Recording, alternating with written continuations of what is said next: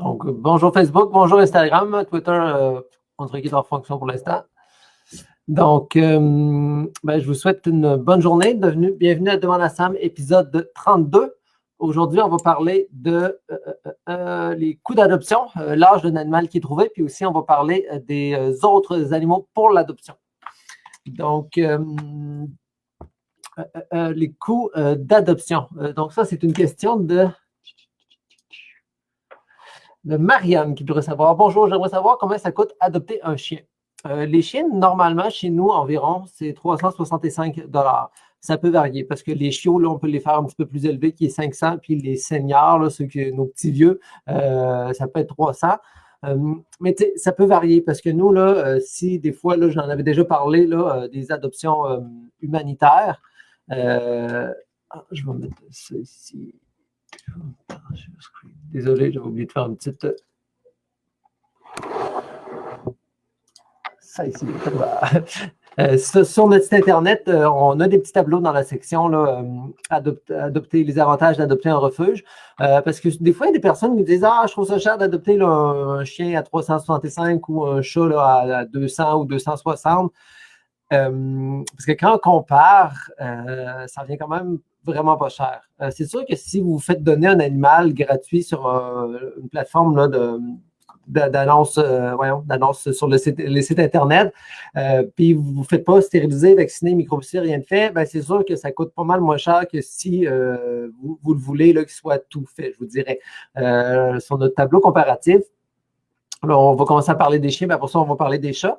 C'est comme nous, tous les animaux sont stérilisés, vaccinés, vermifugés, micropucés. On a un service là, avant l'adoption, pendant l'adoption, après l'adoption, pour s'assurer que l'animal que vous adoptez, c'est un bon candidat pour vous. Quand vous êtes à la maison avec l'animal, vous avez quand même un suivi là, de nos spécialistes. Vous n'êtes pas seul laissé avec ça. C'est pas comme vous arrivez avec un animal que vous êtes allé chercher chez quelqu'un ou que quelqu'un vous a donné un rendez-vous au dépanneur du coin pour vous donner un chien. Nous, s'il y a des choses qui ne font pas, on est là pour vous aider, pour vous accompagner. C'est sûr et certain que on ne va pas jusqu'à faire une intervention chez vous, mais on peut vous envoyer justement des petits trucs, on peut parler au téléphone, il y a une garantie aussi de santé si l'animal tombe malade. Ça, c'est toutes des choses que vous n'avez pas si vous faites donner un animal, justement, là, que vous allez prendre à donner ou à vendre pas cher sur une plateforme là, de vente sur Internet. C'est comme nous, là, un chien à 365, vous ayez tout inclus. Si vous allez, mettons, vous le trouvez là, un à donner, puis là, vous dites, je veux le faire stériliser. La stérilisation d'un chien peut être de 175 à 450 $ plus les taxes, en fonction de la grosseur du chien. Parce que plus il est petit, moins ça coûte cher, mais plus il est gros, plus ça coûte cher. Puis nous, on n'a pas de différence. C'est pas parce que plus il est gros, plus il coûte cher. C'est que plus il est gros, plus ça nous coûte cher, mais on ne vous charge pas la différence. Si vous voulez faire un examen, vaccin, vermifuge, encore là, ça varie beaucoup d'un vétérinaire à l'autre, mais en moyenne, c'est aux alentours de 150. La micropuce, aux alentours de 50. Il y a des vétérinaires, des fois, qui vont charger 80, 90 pour une micropuce. Ça varie beaucoup d'une place à l'autre. Donc, c'est sûr que nous, le tout inclus revient entre 300 et 500 en fonction, comme je disais, si c'est un senior, un normal ou un chiot. Tandis que si vous voulez une site d'annonce qui était à donner, l'animal vous est revenu à 375 jusqu'à 650. Puis, vous n'avez aucune garantie en rien, aucun accompagnement en rien.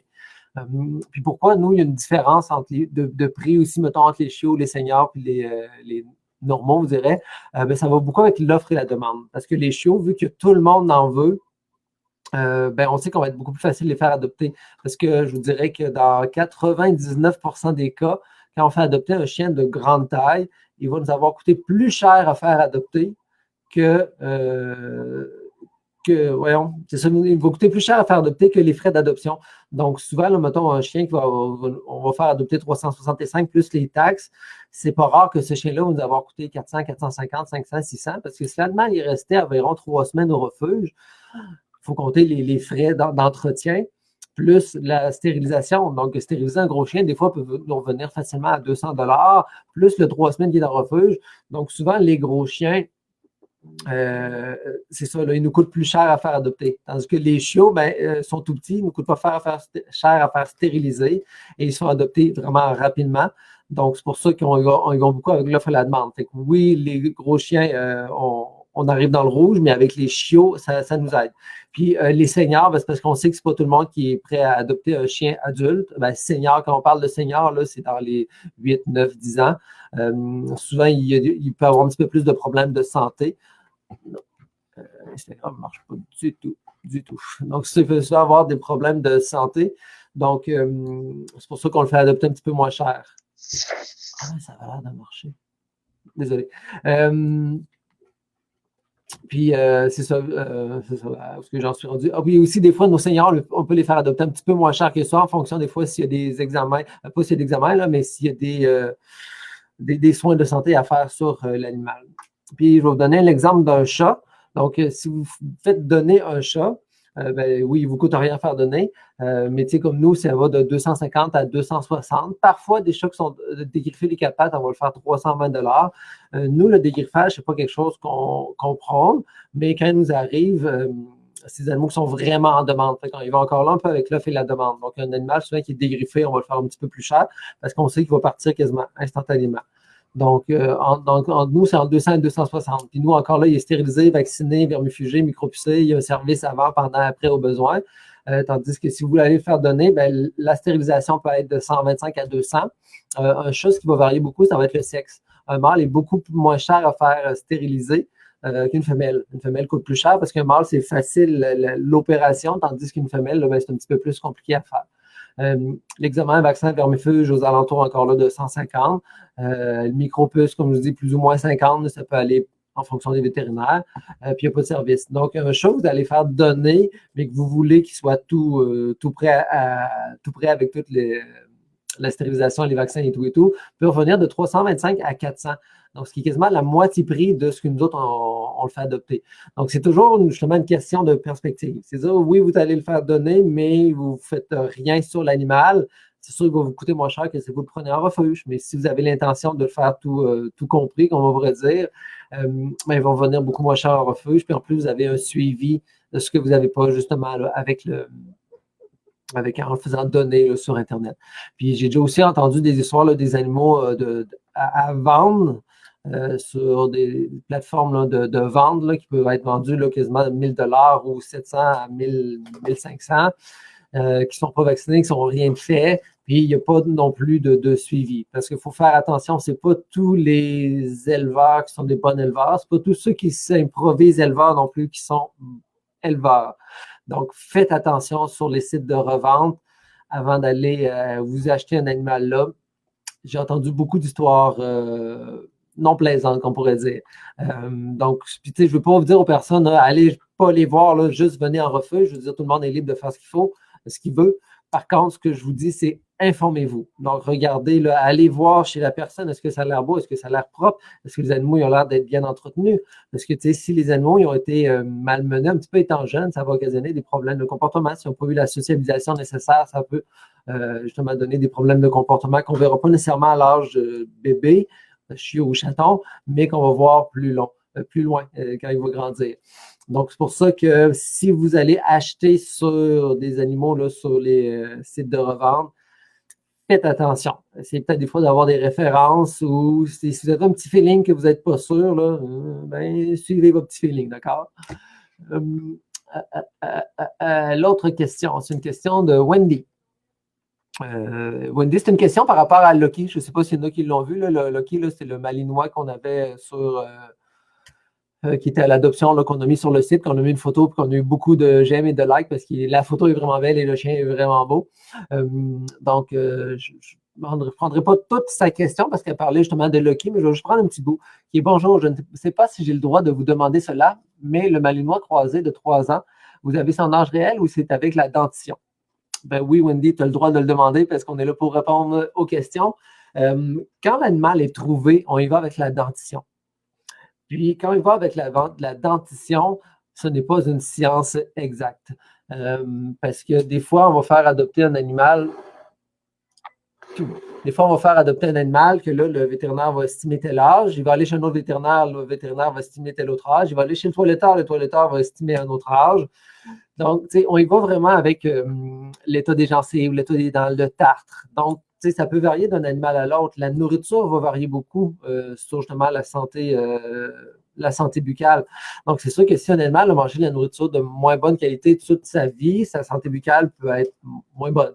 Tandis que si une bonne nourriture, que l'animal l'entretient, il s'est fait brosser les dents et tout, c'est sûr que là, on voit qu'il y a des super de belles dents, donc on peut avoir tendance à dire qu'il est un petit peu plus jeune.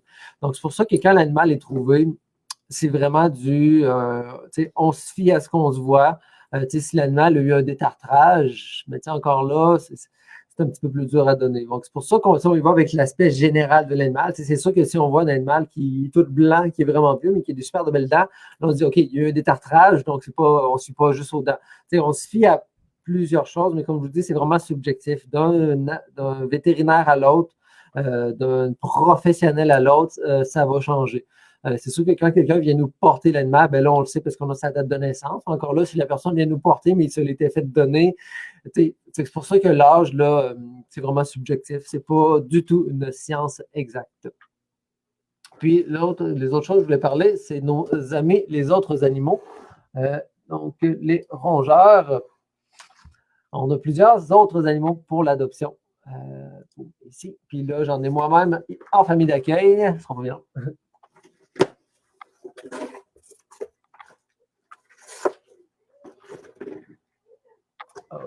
J'ai ici Ruben, qui est un petit rat qui, là, je ne le tiendrai pas trop longtemps parce qu'il a tendance à souvent me faire pipi et des caca dessus. Donc, il est super gentil, honnêtement. Là, quand j'ai un gilet capuchon, là, il va tout de suite dans mon gilet capuchon. On voit qu'il a été habitué là, à aller justement dans les gilets capuchons. C'est un petit mâle, on ne sait pas c'est quoi son âge parce qu'il a été trouvé dans un appartement. C'est quelqu'un qui était en loyer. Donc, un propriétaire d'un bloc appartement, là, puis son locataire est parti, puis il a laissé le beau petit Ruben. Donc, Ruben, il est super gentil. Par contre, il n'aime pas les autres rats parce qu'on l'avait placé là, dans une autre famille, mais l'autre famille a dû nous le rapporter parce qu'elle avait 2 autres rats, puis ça n'a vraiment pas bien marché. Donc, il ne pourra pas être placé avec d'autres rats. Mais par contre, là, avec n'importe qui, là, il est super gentil, notre petit Ruben. Hein? On va retourner la petite boîte.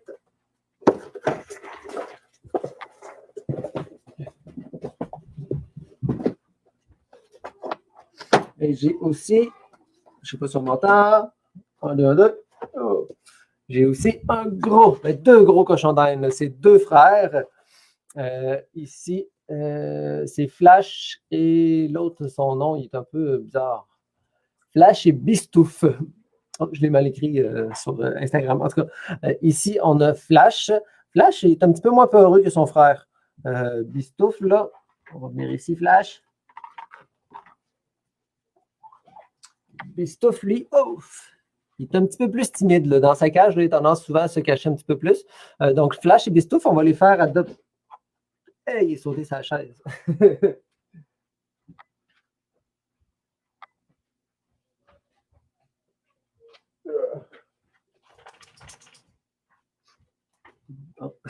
Je pensais pas qu'il allait essayer d'aller s'aventurer sur la chaise de l'autre côté. Donc ici, on a, c'est ça, Flash et Bistouf, qu'on va faire adopter les deux ensemble. C'est ça, ils sont quand même gros, honnêtement, là, comme cochon d'Inde, là, je les trouve quand même assez gros. C'est ça, Flash, là, il est un petit peu plus sociable. Bistouf, c'est pas qu'ils sont pas sociables, là, vous voyez, je les prends, ils n'ont aucun problème à se faire prendre. Mais c'est que Bistouf, c'est peut-être parce qu'il est stressé aussi, là, parce que justement, il est d'une place qu'il ne connaît pas. J'ai des chiens, j'ai une petite fille, donc ça bouge peut-être plus que ce qui était avant. Mais les deux, ils ont 1 an. On va les faire adopter les deux ensemble. Ils viennent aussi avec une cage. Donc, c'est 40 là, pour les cochons d'Inde, les accessoires, la cage. Mais si on veut qu'ils soient adoptés les deux ensemble, parce que c'est 2 frères qui ont toujours été ensemble, donc on veut qu'ils restent ensemble, ces 2 petits cochons d'Inde-là.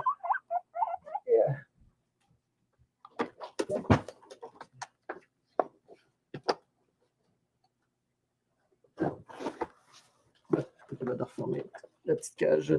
Donc, ça, c'est ceux que j'ai présenté en famille d'accueil. Sinon, aussi, là, on en a d'autres aussi. Là. On a 2 petits rats de 3 mois. Puis, on a 3 autres rats. C'est ça, on a 3 autres rats de 3 mois.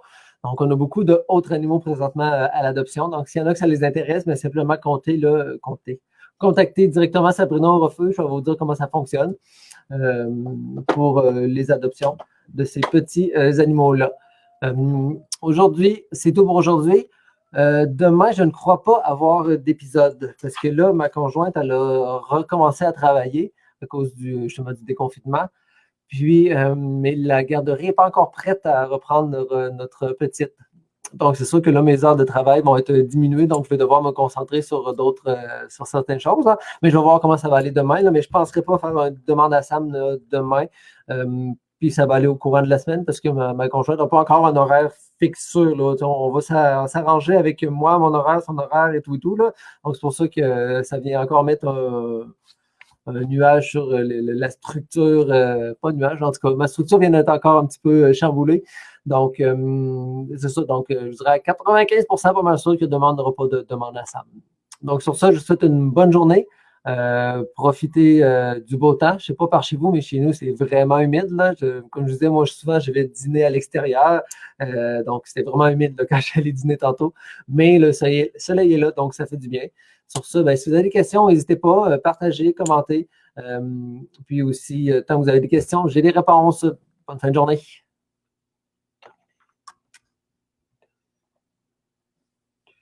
Souris, terminé.